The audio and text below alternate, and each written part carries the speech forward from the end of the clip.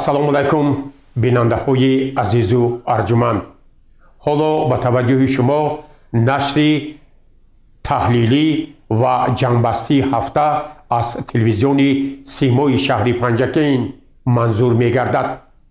ба ҳамагон маълум аст, ки давоми ҳафтаи сипаришуда дар кишварҳои ҷаҳон ҷумҳурии Тоҷикистон, вилояти Суғ ва шаҳру деҳоти Панҷакейн рӯйдоду воқеаҳои гуногуне ба амал омаданд, ки ҳоло хабарнигорони мо муҳимтарин рӯйдодҳои ҳафтаи сипаришударо барои шумо пешниҳод месозанд.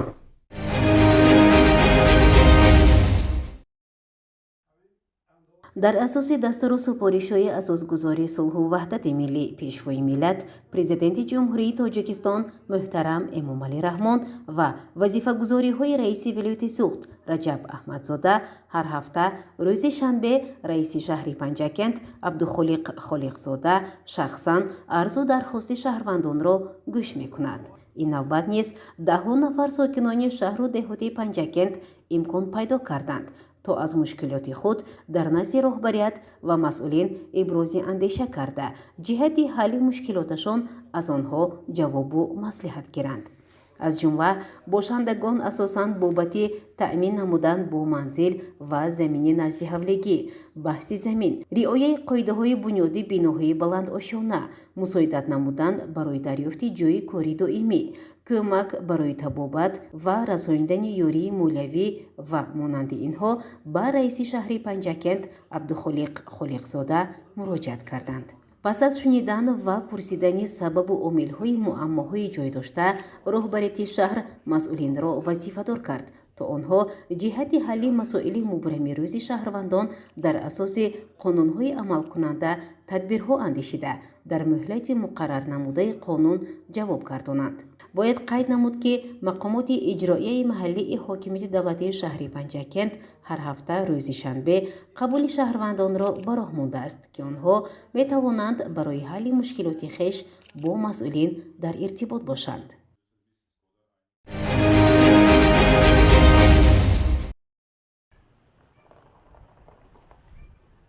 шаҳри босониаи Панҷакент мисли дигар шаҳру навоҳӣ ва гӯшаву канори кишвари маҳбубамон ободу зебо ва сабзу хӯрам мегардад. бахшида ба 35-мин солгарди истиқлоли давлатии ҷумҳурии Тоҷикистон, ҷамоати деҳоти Сӯҷина низ гулгулшукуфон гаштааст. инҷо даҳҳо иншооти муҳими иҷтимоӣ бунёд мешавад. бо мақсади шиносоӣ аз рафти корҳои сохтмонӣ, раиси шаҳри Панҷакент Абдухолиқ Холиқзода ба ҷамоати деҳоти Сӯҷина сафари корӣ анҷом дод. шароити мусоид фароҳам овардан ва бо варзиш машғул шудани насли ҷавон яке аз масъалаҳои муҳиму чораандешии мақомоти иҷроияи маҳаллии ҳокимияти давлатии шаҳри Панҷакент ба ҳисоб меравад. ин аст, ки бо иштироки раиси шаҳри Панҷакент Абдухолиқ Холиқзода дар деҳаи Сӯҷина нахустин ҳавзи шиноварӣ барои наврасону ҷавонон мавриди истифода қарор дода шуд. он бо сармоягузории соҳибкори маҳаллӣ Темур Бурҳонов бунёд гардида, дар назар аст баҳри беҳбудиву истироҳати хушу бо фароғати мардум боз ҳам нақшаҳои зиёд пешбинӣ шудааст. бо мақсади тарғибу ташвиқи тарзи ҳаёти солим дар ҷамоати деҳоти Сӯҷина толори варзишии замонавӣ бунёд мегардад. он дар назди муассисаи таҳсилоти миёнаи умумии рақами 69-уми деҳаи дашт бо иқдоми соҳибкорон ва сокинону саховатмандон сохта мешавад. зимни шиносоӣ аз рафти бунёди толори варзишӣ, раиси шаҳри Панҷакент дар самти корҳои меъморӣ, сифати масолиҳи сохтмонӣ ва муҳлати анҷоми корҳо диққати хуса дода масъулинро дастур дод. дар маҳаллаи Баҳром Малихонови ҷамоат барои сокинон барои эмин аз барфу борон ва гармиҳо истгоҳи нав сохта шуд. барои чунин ташаббуси нек раиси шаҳри Панҷакент ба сокинон изҳори сипос карда барои ободиву гулгулшукуфоии ояндаи ин мавзеъ дарахтони ҳамешасабз шинонид. вазифагузорӣ карда шуд то ду тарафи роҳи ин маҳалла чунин дарахтони зебову ҳамешасабз шинонида шуда нигоҳубин карда шавад, то дар оянда табиати ин ҷо боз ҳам зебову дилфиреб гардад. дар ин боздид раиси шаҳри Панҷакент ҳамчунин бо фаъолияти коргоҳи хурди истеҳсоли хишти сементии соҳибкор Салоҳиддин Ҳамроев шинос шуд. иттилоъ дода шуд, ки дар ин коргоҳ 4 нафар коргарон дар як рӯз то 700 дона хишти сементӣ мерезанд. дар назар аст, ки бо фаро расидани фасли гармо шумораи истеҳсоли хишти сементӣ афзуда коргарон низ зиёд карда мешаванд. инчунин гуфта шуд, ки соҳибкор Салоҳиддин Ҳамроев нақша дорад дар ин ҷо барои банду басти дару тирезаҳои пластикӣ низ тадбирҳо меандешад. ҳамчунин раиси шаҳри Панҷакент Абдухолиқ Холиқзода аз фаъолияти коргоҳи дигари истеҳсоли хишти сементӣ, ки соҳибкор Хушназар Зиёев бунёд кардааст, дидан намуд. айни замон ин ҷо 4 нафар сокинони маҳаллӣ бо кори доимӣ ва маоши хуб таъмин ҳастанд. гуфта шуд, ки бо зиёд шудани талабот ва харидорон истеҳсоли дигар намуди маҳсулоти бетонӣ аз ҷумла сутунпояҳо, қубурҳои калонҳаҷм, обравҳои бетонӣ низ зиёд гашта, шумораи кормандон ҳам меафзояд. зимни боздид иқдоми соҳибкор Шоҳиҷаҳон Сидиқов, ки бо ҷалби техникаи зарурӣ насби таҷҳизот ба бунёди коргоҳи коркарди Қумушағал дар соҳили дарёи Зарафшон машғул аст, муҳим арзёбӣ карда шуда, барои дар муҳлати пешбинишуда анҷом додани корҳо дастур дода шуд. дар ҷамоати деҳоти Сӯҷина бахшида ба 35-мин солгарди истиқлоли давлатии Ҷумҳурии Тоҷикистон боз як иншоот мавриди истифода қарор гирифт. мағоза асосан бо фурӯши масолиҳи бинокорӣ иборат буда, ташаббускор соҳибкор Темур Бурҳонов мебошад. бояд гуфт, ки дар ин мағозаи нав мардум ҳама намуди масолеҳ ва лавозимот барои таъмиру тармим ва сохтмонӣ, ҳамчунин техникаҳои рӯзгор, чинивориро низ бо нархи дастрас ва сифати хуб харидорӣ карда метавонанд.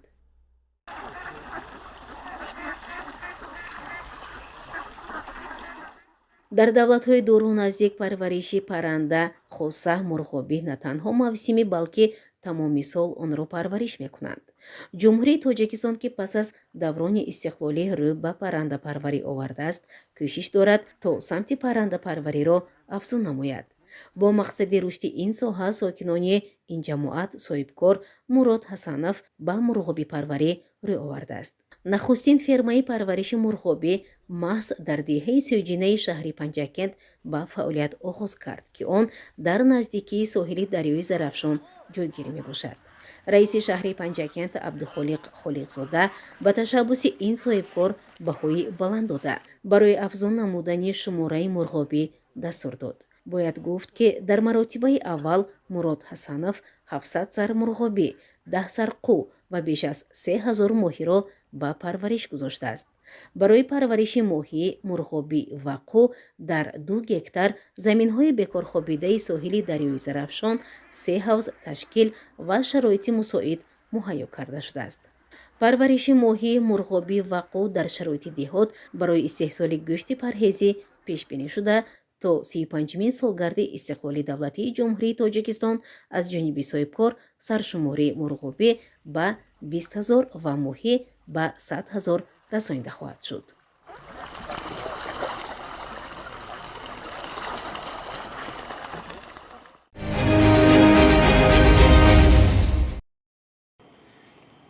шаҳри Панҷакент бо мусоидати мақомоти иҷроии ҳокимияти давлатии шаҳр ва ҷалби соҳибкорону аҳолӣ ва сармояи шарикони рушд рӯз ба рӯз ободтару зеботар мегардад.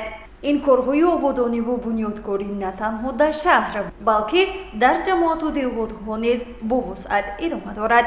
ҷамоати деҳоти Халифа Ҳасан яке аз ҷамоатҳои калонтарини шаҳр ба ҳисоб рафта, дар доираи нақшаи омодагиҳо ба ҷашни 35-солагии истиқлоли давлатии Ҷумҳурии Тоҷикистон дар ҷамоати мазкур бунёди иншоотҳои иҷтимоӣ вусъат ёфтааст. дар доираи сафари кории худ раиси шаҳр Абдухолиқ Холиқзода аз рафти сохтмони بینوی نوی مؤسسه تحصیلاتی عمومی اساسی رقم 1 در دهه دیوشتیج که با دستگیری مقامات اجرایی، حکومت دولتی شهر پنجکند و مبلغ گذاری بنیاد ملی اجتماعی مبلغ گذاری تاجیکستان ساخته می شود بازدید نمود. بنا دارای 2 قبط، 13 صنفخانه، تالار و دیگر حجره‌های یاری رسان بوده برای قبول 480 خواننده در 2 بست پیش بینی شده است و حالا بیناکاران جمعیتی داروی مسئولیتش محدودی گلگون با جلب تکنیکای ضروری به ساختمان آن مشغول هستند. در دهه شورچه باشد با سهمگذاری ساکنان تعمیر و تجدید سابق بینای مؤسسه تحصیلاتی میانه عمومی رقم 17 ادامه دارد. با انجام این کارها مسئله به جای نشست پر تامین شدن خوانندگان حل خواهد شد.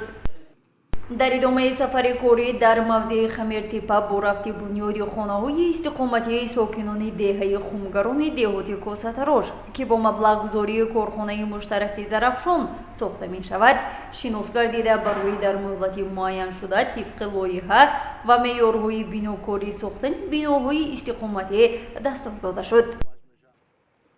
ضمن بازدید از فعالیت کارگاه استحصالی خشت سیمنتی که از جانب صاحبکار محلی ساخته شده است برای زیاد و وسیع نمودن استحصال این محصولات ضروری بناکاری مصلحت‌های مفید داده شد.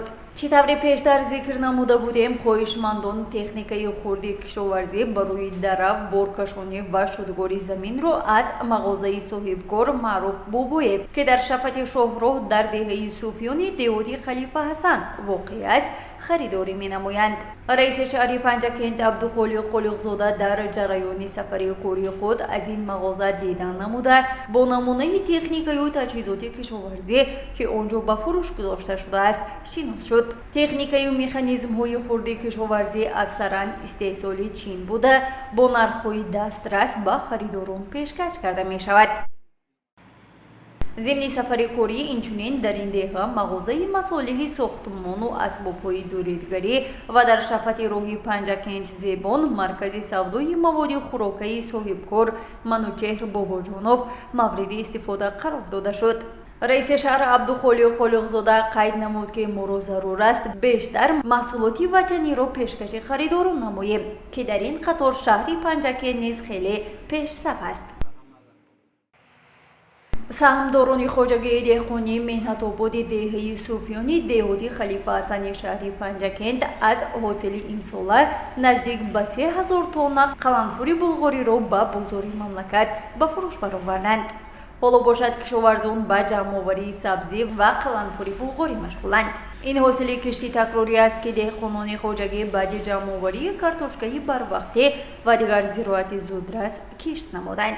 ضمن بازدید رئیس شهر عبدالخالق خالقزاده به او اطلاع دادند که دهقانان امسال در قسم زیاده از 74 گکتار زمین خواجگی کشتی تکراری گذرانیدند. طور سهامدار خواجگی کرامت الله یعقوبوف در صحبت ابراز داشت از یک زمین گرفتن 2 حاصل اینجا کیها معمول گشته است و آن بازده و درآمد آن را دوچند می‌کند. در مجموع کشاورزان شهر پنجکند امسال در بیش از 2600 گکتار کشتی تکراری گذرانیدند و حالا جمع‌آوری و حاصل آن در عرفه انجامیابی است.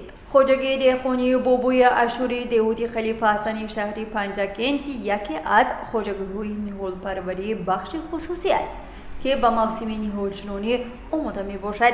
ضمن بازدید رئیس شهر پنجکند فعالیت خواجگی را مثبت ارزیابی نمود و برای آمادگی به موسم نهالشنانی دستور و سفارش‌های مشخص داد. در این قطعه نهال پروری خواجگی بیش از 8000 بیخ نهال‌های نوع‌های گوناگون سیب، زردآلو، چهارمغز، گیلاس و درختان آرایشی همیشه سبز پرورش کرده می شود. رئیس شهر پنجکند عبدالخالق خالقزاده در هر سفر کاری از حال و احوال سابقه‌داران و دیگر اشخاص نیازمند دیدن می‌نماید. ساکن دهه کبودسنگ دهاتی خلیفه حسن شهری پنجکند محمد قل سریم ساقف امسال به سن مبارک 92 سالگی رسید و بیش از نیم عصر آن را در وظیفه‌های گوناگون ساختارهای وزارت کارهای داخلی کشور سپری نموده است. رئیس شهر این سابقه‌داری برومند را ایادت نموده به او برای خدمت شایسته در حفظ ترتیبات جمعیتی و تربیت جوانان اظهار سپاس نمود. اینچنین در این سفر کاری از خانه نوی ساکن این دهه خورسند قابلوف که خودش و همسرش معیوب هستند دیدن گردید که آن را همدهگانی با همت و نیکخواه در مدت کوتاه برای این عائله احتیاجمند ساخته آن را با جهاز ضروری نیز تامین نمودند. گزارش مرتبه رحمان و خیام جورایف و طلبشاه تاشف.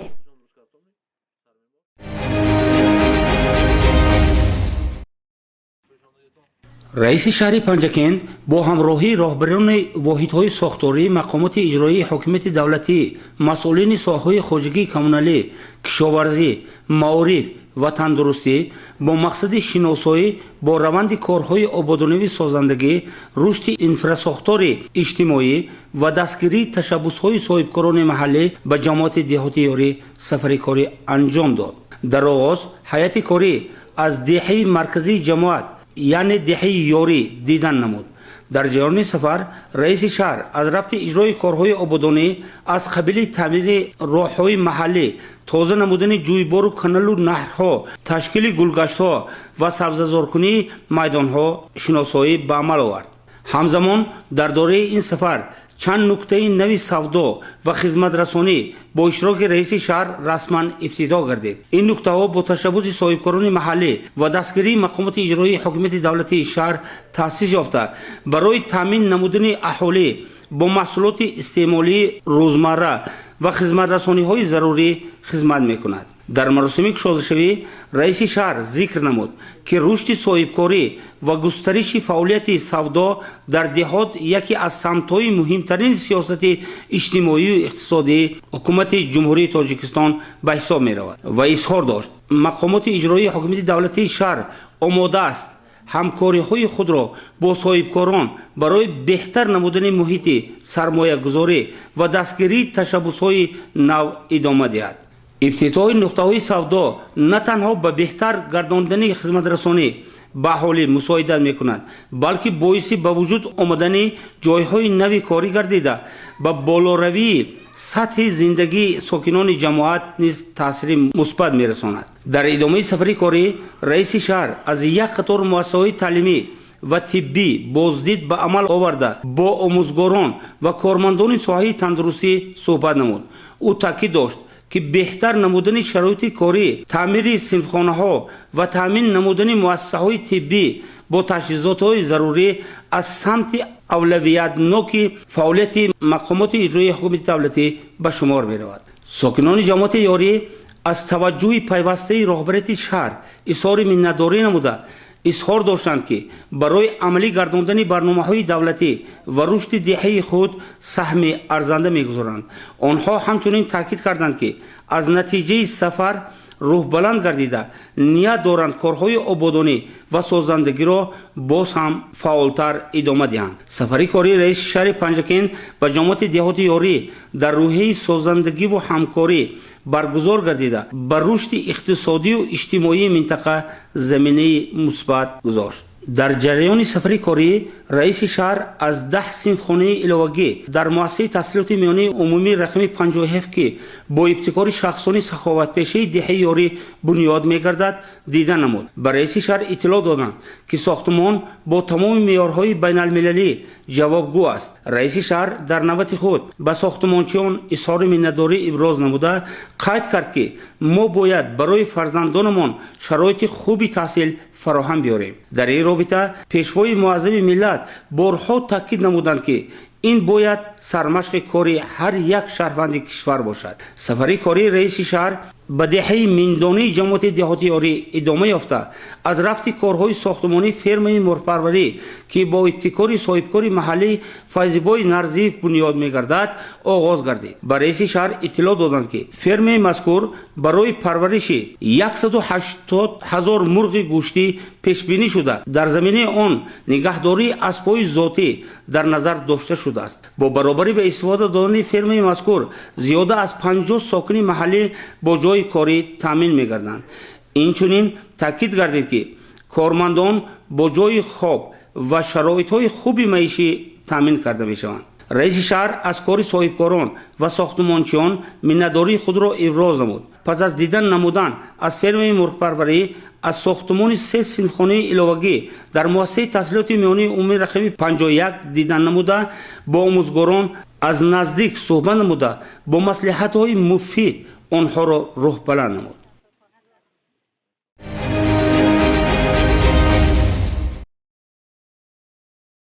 با مقصد شناسایی از رفت کارهای ساختمانی انشاءات اجتماعی، کارهای آبادانی و سازندگی و خرمگردانی با مناسبت 35مین سالگرد استقلال دولت جمهوری تاجیکستان، رئیس شهر پنجکند عبدالخالق خالقزاده با جماعت دهاتی رودکی سفر کاری انجام داد.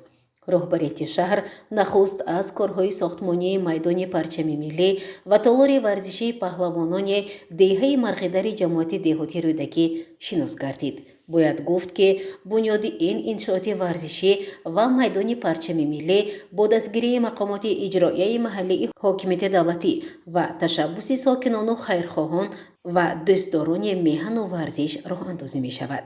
ضمن شناسایی رئیس شهر پنجکند با مسئولین جهت تیزاندن کارهای ساختمانی و با صفت انجام دادن کارها دستور داد. پرچم دولتی یکی از رمزهای استقلالیت دولتی جمهوری تاجیکستان به حساب رفته. بلندی ستونپایه آن 44 متر را تشکیل می‌دهد. پرچم این مایه افتخار و سربلندی و شرفمندی شهروندان کشور صاحب استقلال بوده. آن همگان را به دوست داشتن وطن، حفظ استقلالیت ملی، افتخار ملی، صداقت به تمدن و فرهنگ قدیمه، کارهای سازندگی، بهره رشد و پیشرفت تاجیکستان صاحب استقلال هدایت می‌کند. در دهه مرغدر ساکنان برای آبادانی دیار کوشش به خرج می‌دهند. صاحبکار شادی مراد اکرمов 2 سال است که با همراهی فرزندانش سردخانه را تشکیل کرده اینجا میوه را نگهداری میکند. در سردخانه که مساحتش 40 کوادرات را تشکیل میدهد چند نمود سیب با طرز و اسلوب خاص نگاه داشته می شود. باید گفت که طلبات هر روزه مردم به میوه های تر و تازه و خوشمزه صادرات آن به بازارهای داخلی و بیرون از آن است که چنین سردخانه ها تشکیل کرده می شود. هدف از آن بلند برداشتن ثمره‌ناکی استفاده بری ذخیره ها، عاقلانه جایگیر ساختن استحصالات کشاورزی، بهتر نمودن تأمینات اهالی با محصولات تر و تازه کشاورزی، تأمین بازارها با محصولات کشاورزی در شرایط تیرماه و زمستان روانه شده است. خرسند مراد اکرمov میگوید اینجا سردخانه را با گنجایش تا 100 تن ساخته است که از 2 حجره عبارت می باشد. در هر یک حجره 50 تنگی میوه نگاه داشته می شود. با تقسیم کردن سردخانه به حجره ها میوه های گوناگون را می توان با طلبات حرارت و نمی گوناگون نگهداری کرد. مؤسسه تحصیلاتی میانه عمومی رقم 7 دهه کلالی جماعت دهاتی رودکی تعمیر و تجدید می گردد. اینجا دهها استاهای چیره دست نمودی بیرونه و صنفخانه ها را به طور معاصر و طلبات با جوابگوی زمانه تعمیر می کنند. ضمن سفر کاری رئیس شهر پنجکند عبدالخالق خالقزاده از رفت کارهای ساختمانی این مکان علم و معرفت شناس گردید. اطلاع داده شد که در 3 بینای پیشین زیاد از 30 نفر آموزگار با تعلیم و تربیه 320 نفر خواننده کار و فعالیت دارند. با تشبث ساکنان و سخاوتمندان 4 صنفخانه پوره تعمیر شده. در تالار ورزشی کارهای نهایی رفته شده است. باید قید نمود که در آبادانی دبستان مقامات اجرایی محلی حاکمیت دولتی شهر پنجکند مهاجران مهنتی باشندگان و صاحبکاران سهم ارزنده خود را گذاشتند. در عموم مؤسسه تحصیلاتی میانه عمومی رقم 7 دارای 9 صنفخانه، 4 اتاق فنی و خانه معلمان عبارت بوده. با تعمیر شدن بنا نمای این مکان علم و دانش باز هم زیبا و نظرربا خواهد شد. در نظر است که قسم بیرونی مکتب سفالت پوش گردیده میدانچه ورزشی نیز به طور معاصر تعمیر کرده شود. برای اجرای سفارش ها و با صفت خوب انجام دادن کارها رئیس شهر پنجکند مسئولین را وظیفه گذاری نمود. дар деҳаи зери ҳисор чойхонаи хуштар ва мунаққаш ки бо саҳмгузории соҳибкорону сокинони деҳа дар бинои собиқи он дар соҳили рӯди урич таъмиру таҷдид карда шудааст, раиси шаҳри Панҷакент дида намуда барои ба истифода додани он дастур дод. дар деҳаи Кулолӣ ки зодгоҳи яке аз шахсиятҳои маъруф сухандону нуктадон Муродулло Шерализода мебошад, хона-музеи ӯ мавҷуд аст. бинобар сабаби ба таъмир ниёз доштан имрӯзҳо инҷо корҳои таъмиру сохтмон идома ёфта, баҳри босифати хуб ва саривақт анҷом додани корҳо масъулин муваззаф гардиданд. пас аз таъмири куллӣ сокинон метавонанд ба хона-музеи Муродулло Шерализода омада аз ҳаёту фаъолият ва зиндагиномаи рӯзноманигор маълумотҳои муфассал гиранд. ёдовар шуд ки Муродулло Шерализода санаи 14 апрели соли 1945 дар деҳаи Кулолии ҷамоати деҳотии Рӯдакӣ ба дунё омадааст. Муродулло Шерализода шаҳиди роҳи озодӣ, ходими намоёни давлатӣ ва ҷамъиятӣ ҳамзамон тарҷумон буда, соли ҷорӣ 80-мин солгардаш бо баргузории чорабиниҳои адабию фарҳангӣ таҷлил мегардад. бо мақсади эҳтиром ва арҷ гузоштан ба корномаҳои чунин шахсони ватанпарасту меҳандӯст, ҳукумати ҷумҳурии Тоҷикистон ва мақомоти иҷроияи ҳокимияти давлатии вилояти Суғд ва шаҳри Панҷакент баҳри пост доштани номи чунин шахсони миллатпарвар тадбирҳои амалӣ меандешад. дар зодгоҳи рӯзноманигор Муродулло Шерализода, деҳаи Кулолӣ, мақбараи ӯ ба маблағи 400 000 сомонӣ тармим аз навсозӣ карда мешавад ки пудратчӣ ҷамъияти дорои масъулияташ маҳдуди Зарчашма буда 8 нафар кормандон инҷо кор мекунанд. ҷедамеми Зарчашмаи шаҳри Қайроқум тибқи талаботи тендери ҷумҳуриявӣ лоиҳаи азнавсозӣ ва таъмиркунии мақбараи устоз Муродулло Шерализодаро ба нақша гирифтааст ки аз тарафи ҳукумати шаҳри Панҷакент маблағгузорӣ шуда истодааст. то имрӯз 70% кори ба нақша гирифта иҷро шуда истодааст. ба наздикӣ ки мо кор аз 3 октябр сар кардем, 4 ноябр иншоро месупорем. масъулиятҳои сохтмонӣ дар вақташ расонда шуда истодааст. кормандо бо ҷои кор таъмин шуда маблағашон дар сари вақт дода шуда истодааст. беморхонаи минтақавии ҷамоати деҳотии Рӯдакӣ барои зимистонгузаронии солҳои 2025-2026 пурра омода буда, нақшаи захира 100% иҷро шудааст. ҳамзамон шароит барои беморон муҳайё буда, мардум дар утоқҳои тозаву барҳаво табобату маслиҳатӣ тиббӣ мегиранд.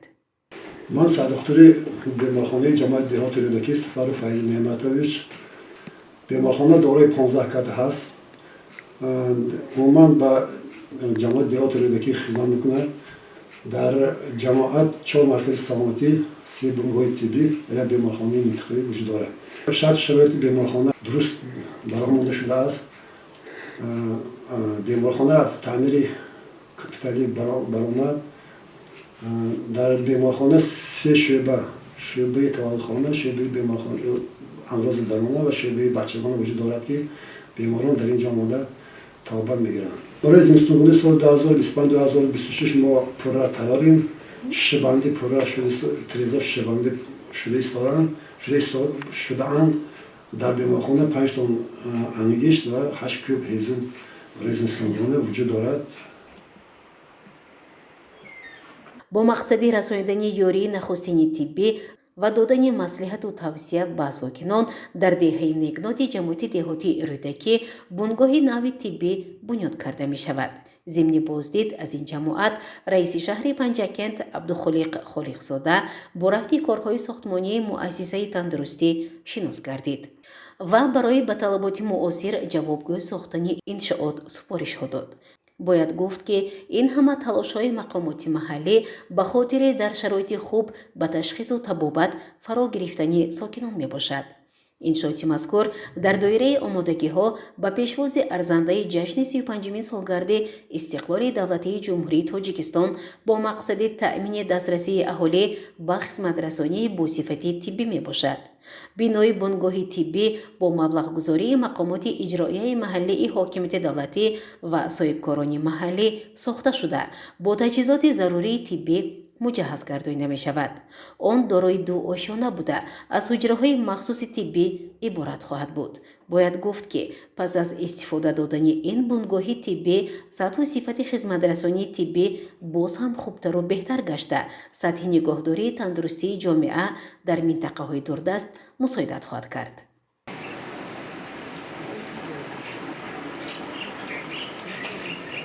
дар деҳаи некнотии ҷамоати деҳотии рӯдакӣ бинои нави муассисаи таҳсилоти миёнаи умумии рақами 13 ба номи Файзулло Ансорӣ бунёд мешавад.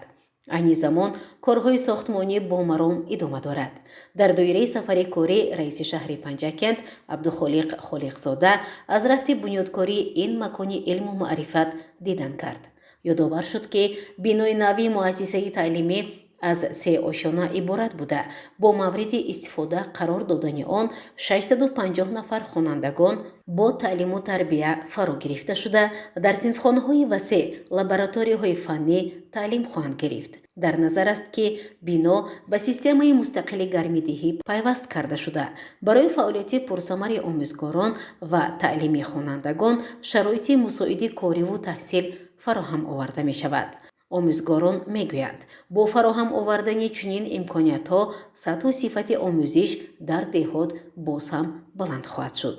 ман Абдунаим Икромов, директори муассисаи таҳсилоти миёнаи умумии рақами 13 ба номи Файзулло Ансорӣ, деҳаи Некнот, шаҳри Панҷакент. моҳи июни соли 2023 аз қисмати шимолии муассиса зери обу лоиқа монд ва ҳамин рӯз дар як муҳити гӯем тангу тор хонандаҳо синфҳои чӣ гӯем кӯҳна дарс мехонданд ва мо имрӯз ҳамин биное дида намуди биное дида тарҳи биное дида ба он музоввай кардем. хурсандии худро иброз медорем ки ҳамин бино бунёд мешавад, замонавӣ мешавад. имрӯз мо шукронаи истиқлол, шукронаи ҳамин давлат, шукронаи пешвои миллат мекунем ки дар муассисаи мо ки таърихи 100 сола дорад боз ба бинои замонавӣ хишти аввал гузошта шуд. аз моҳи апрели соли 2024 ин сохтмон идома дорад ва як бинои замонавӣ мешавад ва таърихи 100 солаи муассисаи мо бисёр кадрҳои нишон дода зиёда аз 1000 нафар маълумоти олӣ гирифтанд ва мо аз пешвои муаззами миллат миннат дорем ки маорифро як соҳаи афзалиятноки ҷамъият, соҳаи афзалиятноки кишвар дониста ҳамарӯза барои насли наврас хизматҳои арзанда мекунад. ва ман миннатдории худро ба раиси вилояти Суғд муҳтарам Раҷаб Аҳмадзода, ба раиси шаҳри Панҷакент муҳтарам Холиқзода Абдухолиқ Санавар мерасонам ки ҳамин ҳар ҷое ки пои ҷаноби олӣ мерасад дар он ҷо ободкорию созандагӣ мешавад ва намояндаҳои вилоят, намояндаҳои худи шаҳр ҳам мегӯянд ҳар ҷое ки пои инҳо мерасад қадам мегузоранд як ободкории созандагӣ ҳаст. бори дигар миннатдории худро ба ҳамин намояндаҳои ҳукумат мерасонам ва мо ваъда медиҳем ки бо бинои нав ва насли навро дар рӯҳӣ ва тандурустӣ тарбия намуда кӯшиш мекунем ки кадрҳои ба талаботи замон ҷавобгарро тарбия карда ба воя расонем.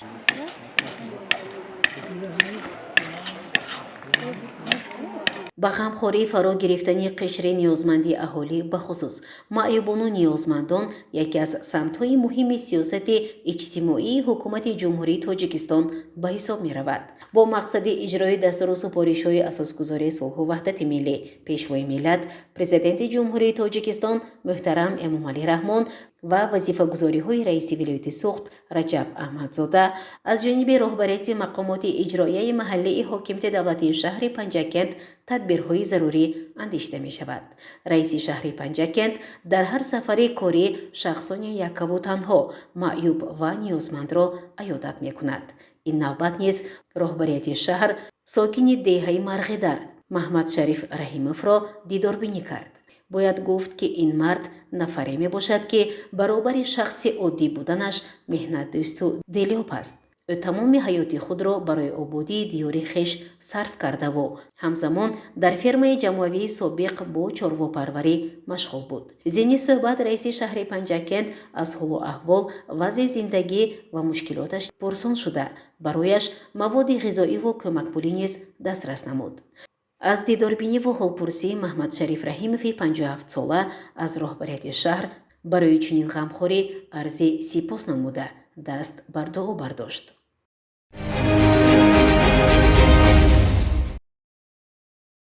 بازدید رئیس شهر پنجکند عبدالخالق خالقزاده از جماعت دهاتی سرعزم بازگوی گفته‌های بلند. رئیس شهر ضمن سفر کاری به دهاتی سرعزم با رفت منفرش نمودن قطعه راه چیلرچه باستانده شناس گردید. به رئیس شهر اطلاع داده شد که این قطعه راه 7.3 کیلومتر با خرج 3.5 میلیون سومانی با سهمگذاری ساکنان از جانب راهسازان شرکت عظیمیان و مؤسسه دولتی نگهداری راه‌های اتومبیلگردی شهر منفرش کرده می شود. حالا کار در این سمت ادامه داشته 4.5 کیلومتر راه منفرش کرده شده است. جهتی در مدت کوتاه انجام دادن این کار استفاده با ثمر از تکنیک و تجهیزات طبق قاعده‌های راهسازی تخت و هموار نمودن فرش راه به مسئولین جماعت دهات و شرکت‌های راهسازی دستور داده شد. دهاتی سرعزم که با زمین وسیع کشت و اهالی در شهر پنجکند کلانترین به حساب می رود، برای رشد ساحه کشاورزی زیاد نمودن محصولات غذایی ذخیره و امکانیت وسیع را دارا می باشد. این مسئله ها ضمن سفر کاری رئیس شهر به دهاتی سرعزم و بازدید از رفت کشتی تیرماهی و شناسایی با فعالیت مؤسسه‌های کشاورزی و حدودی جماعت دهات مطرح کرده شد. با راهبران جماعت دهات و خواجگی‌های دهقانی جهت آماده نمودن زمین و تیزانیدن کشتی تیرماهی غله دستور داده شد. در جریان سفر کاری ضمن بازدید از فعالیت خواجگی یاری رسانی حفظ طبیعت شعبه حفظ محیط زیست شهر اطلاع داده شد که اینجا در مساحت 6.7 گکتار زمین از 50,000 بیخ نهال‌های صنوبر، اردک، صبر، مجنون بیت، پاولونیا، شمشاد و غیره پرورش کرده می شود و بیش از 10,000 بیخ آن برای شنیدن آماده می باشد.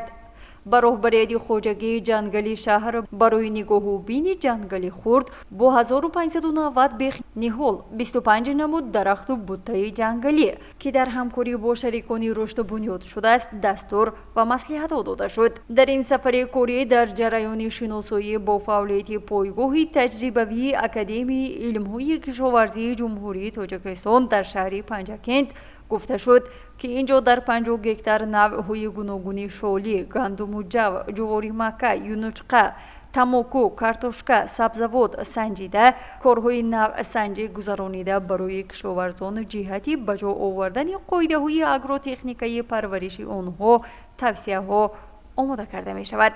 با راهبریت پایگاه برای سهمگذاری در تامین خواجگی‌های کشاورزی با تخمی‌های نوع‌های سیرحاصل زراعت و توسعه و مصلحت به دهقانان دستور داده شد. در ادامه سفر از مؤسسه تحصیلات میانه عمومی دهات، خط آبی نوشاکی و چند انشاءات‌های اجتماعی دیگر بازدید گردیده، همزمان سابقه داران مهنت مورد عیادت قرار گرفتند.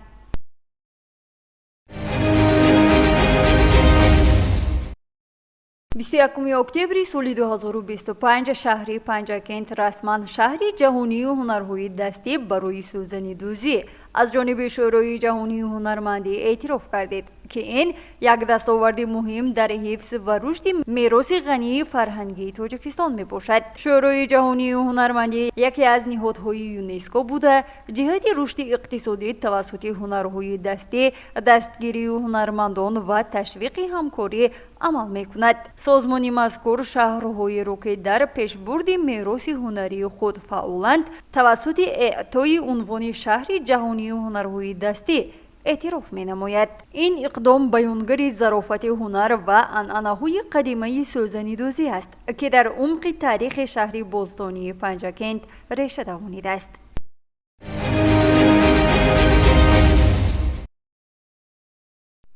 آموزش زبان‌های خارجی در مؤسسه‌های تعلیمی کشور وسیع و گسترده به راه مانده شده. وابسته به آن چند برنامه‌های دولتی تعلیمی مخصوصاً دایر به تکمیل زبان‌های روسی و انگلیسی قبول گردیدند. اساسگزاری صلح و وحدت ملی، پیشوای ملت، پرزیدنت جمهوری تاجیکستان محترم امامعلی رحمان در هر یک ملاقات و برآمدهایشان جوانان را موظف نمودند که زباندان و همقدم زمانه باشند، زیرا زبان آینه است که در آن سیمای پرجلوی ملت روشن انعکاس می شود و ما باید با آموزش زبانهای روسی و انگلیسی همچون زبانهای معاشرت بین المللی اعتباری جدی دهیم. جهت اجرای برنامه دولتی تکمیل تعلیم و آموزش زبانهای روسی و انگلیسی در جمهوری تاجیکستان برای دوره تا سال 2030 با تشبث آموزگار جوان فن زبان روسی جمعه و یاسومن در مؤسسه تحصیلات میانه عمومی رقم 88 دهه خواجه پنج جماعت دهاتی اماندره کنفرانس علمی فراغتی در موضوع دبرو پژالوات اوناس اسینی بال برگزار گردید که در این کنفرانس مشاور شعبه معارف سلطان و زرینه و آموزگاران فن زبان روسی از مؤسسه‌های تعلیمی شهر و دهاتی پنجکند اشتراک داشتند. نخست دیرکتور مؤسسه خواجه‌یار و خالیده به سخن برآمده مهمانان و حاضرین را به مؤسسه خیر مقدم نمود و کنفرانس را حسن آغاز بخشید و از کار و فعالیت آموزگار جوان جمعه و یاسومن یادآور نموده قید نمود که هدف از برگزاری سمیناری مذکور باز هم بلند برداشتن صفت تعلیم زبان روسی، مبادله تجربه و معرفی اصولهای ثمره بخش تعلیم می باشد که در این سمت با استفاده متدهای معاصر کنفرانس را پیشنهاد شما خواهد کرد.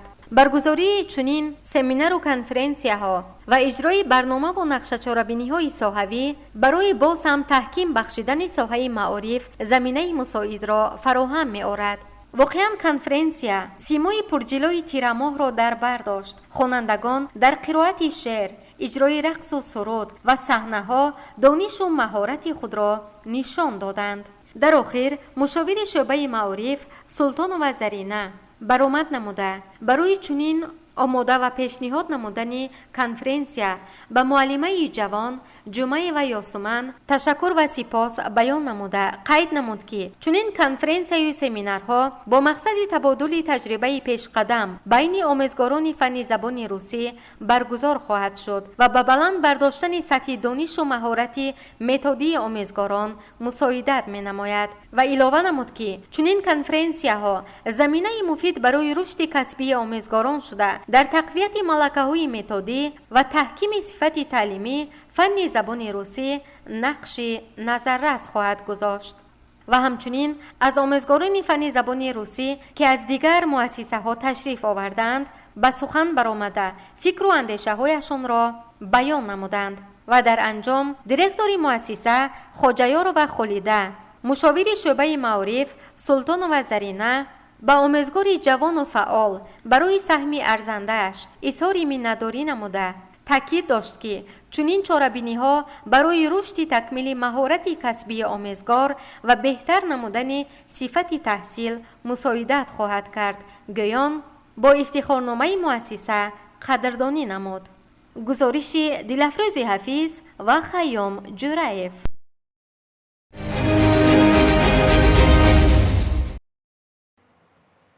با فرارسی موسم سرما و زمستان گذرانی راهبریت و کارمندان بیمارخانه مرکزی شهر پنجکند برای تأمین فعالیت منتظم مؤسسه و فراهم آوردن شرایط مساعد طبابتی برای بیماران یک قطعه تدبیرهای مهم را عملی نمودند. در اساس دستور سپارش‌های ریاست تندرستی ولایت سوخت و مقامات اجرایی حکومت دولتی شهر پنجکند در بیمارخانه نقشه مخصوص چاره‌بینی‌ها برای آمادگی به موسم زمستان تهیه و عملی کرده شده است. من سرطبیب بیمارخانه منطقه دهه یاری جمیلوف بوستان می باشم. این زمان ما در بیمارخانه وایدی آمادگی به زمستان گذرانی سالهای 2025-2026 تیاری دیده ایستادیم. ایزون و کمور را گرفته ذخیره کردیم. پچک‌های علابی را شنانیده تریزه ها آینه بندی کرده شده است و آماده هستیم به زمستان گذرانی. بعضی کارهای زمستان گذرانی دوام دارد و کمبودی هایی که هست روزهای نزدیک برطرف میکنیم. در دوام ماه آگوست و سپتامبر سال 2025 کارهای تعمیری جاری و قسماً کاپیتالی یکشان شعبه‌های اساسی از جمله شعبه جراحی، شعبه تولد و بیماری‌های سرایتی به انجام رسانیده شده است. در روزنه‌ها شیشه بندی پرره نو کرده شده، قسم زیادی دیوارها با مواد گرمایدهی پوشانیده شدند. بام بناهای اساسی و نقطه‌های آبگذر از نظر گذرانده اصلاح گردیدند. برای تامین نمودن گرمی منتظم در فصل سرما همه دیک‌های بیمارخانه از تعمیر برآمده تجهیزات کهنه عوض گردیدند. در عین حال همه دیک‌ها فعال با انگشت و هیزم پرره تامین بوده برای تمام فصل زمستان ذخیره‌های کافی سوزشواری موجود است. علاوه بر این در بعضی شعبه‌ها مخصوصاً بخش‌های کودکان و احیا سیستم گرمایدهی برقی نیز فعال است. برای پیشگیری از مشکلات احتمالی در فصل سرما شبکه‌های آبی گرم و خنک از نظر گذرانیده شده قسم‌های فرسوده عوض گردیدند. برای تامین به‌فاصله نیروی برق گنراتور ذخیروی نصب گردیده شده است که در حالت قطع برق به طور اتوماتیک فعال می‌گردد. در مجموع بیمارخانه مرکزی شهر پنجکند پرره به موسم زمستان آماده بوده، شرایط مساعد کار و طبابت برای بیماران مهیا گردیده است. مقصد از همه این چاره‌ها تامین فعالیت منتظم مؤسسه طبی، حفظ سلامتی شهروندان و پیشگیری هر گونه خللدار شوی در رسانیدن خدمت رسانی طبی در فصل زمستان می باشد. گزارش غیب الله محمدیوف، خیام جوریف.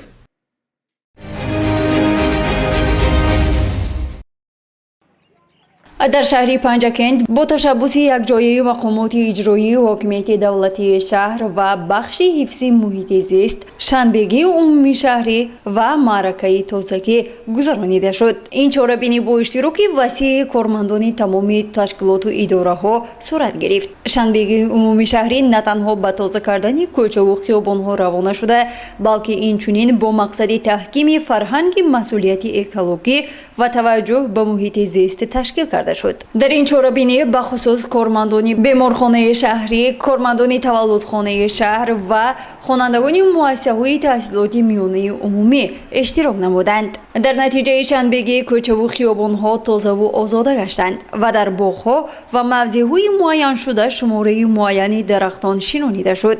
به شبهه برگزاری چنین چاره‌بینی‌ها اهمیت بزرگ دارد. توسط شنبگی‌ها و معرکه‌های دیگری نهالشناسی و آبادانی و تازه‌کاری، حس مسئولیت شناسی و اراده ساکنان برای بهبودی محیط اطراف تشکل می‌یابد. مهم است که چنین تشبس‌ها ادامه یابند و همه روزه حس مسئولیت شناسی در نگهداری محیط زیست تقویت داده شود.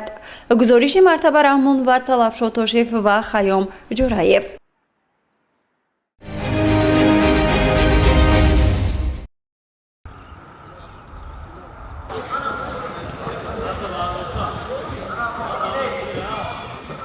санаҳои 18 ва 19 октябри соли равон дар қасри паҳлавонони суғдии шаҳри панҷакент мусобиқаи варзишӣ оид ба намуди бокс баргузор гардид.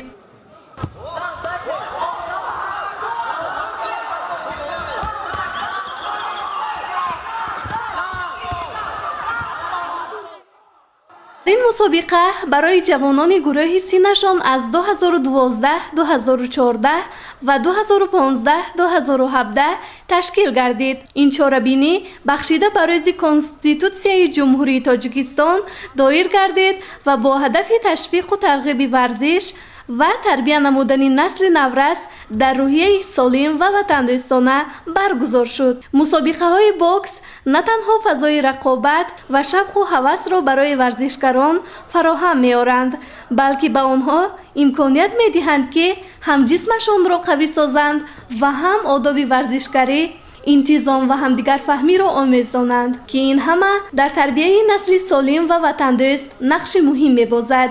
در دوام مسابقه ورزشکاران در رقابت پرشدت با همدیگر شرکت ورزیده غالبان با مدال‌ها و افتخارنامه‌ها قدرشناسی گردیدند. گزارش نبیزاده شبنم و خیام جورایف.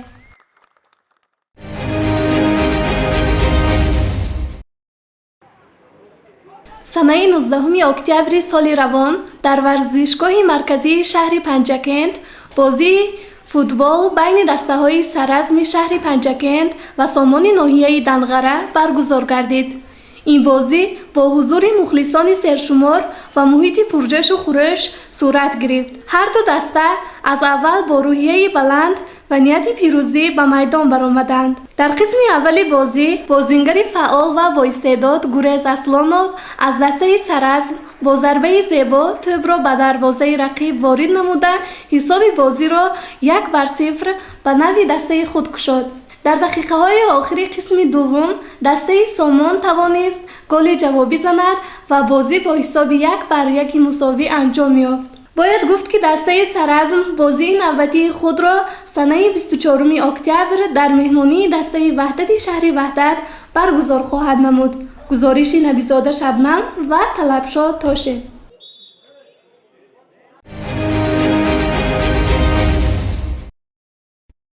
واقعاً هفته‌ای که سپری گردید در خاطرات ما با رویداد واقعه‌های گوناگونش ثبت خواهد شد.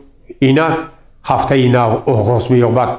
ما به همه شما بینندگان عزیز و ارجمند در هفته نو پیش از همه تن صحت، خانه آباد، بخت و سعادت و موفقیت‌ها در همه جاده‌های زندگی آرزو می‌کنیم و من امید می‌کنم که مردم پنجکند باستان در راه تطبیق سیاست سازنده اساسگذاری صلح و وحدت ملی پیشوای ملت پرزیدنت جمهوری تاجیکستان محترم امامعلی رحمان سهم ارزنده خویش را می‌گذارند و ما همگان جشن فرخنده 35مین سالگرد استقلال دولتی جمهوری تاجیکستان را سزاوار استقبال می‌گیریم. سلامت و سربلند باشید.